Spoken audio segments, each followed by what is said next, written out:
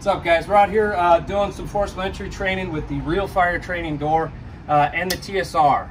Yesterday we were actually testing the TSR ads, doing some ads work on it. So we have this door, it's loaded up with 3 blocks. We kind of cracked the bottom block, but it's representing one of those doors where you start to gap your door and realize, you know, you're not going to get it done with the ads. You're going to have to switch to forks. So we're actually going to showcase a little bit of our fork work here and seeing how that inside ramp actually works, keeps you from overdriving your tool.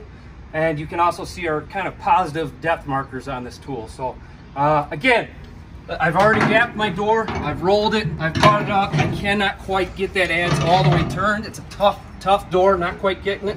So we're gonna have to switch to forks.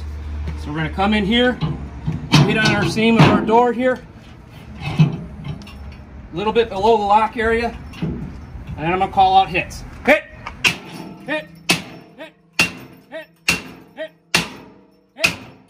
hit, hit, hit, drive.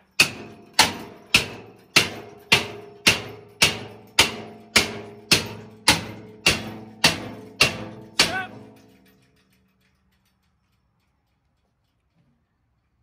Waiting a little bit for that audio to come back because I know it cuts out.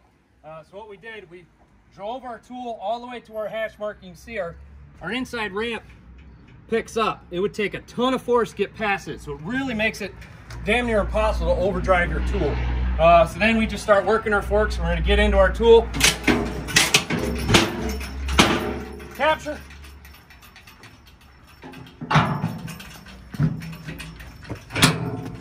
now we can actually start working our tool again. Anytime I capture, I can drive.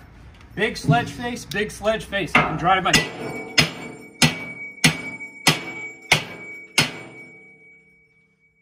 And what did we just get? Hopefully we got, you know, that game over position. Adze behind jam. I can roll down.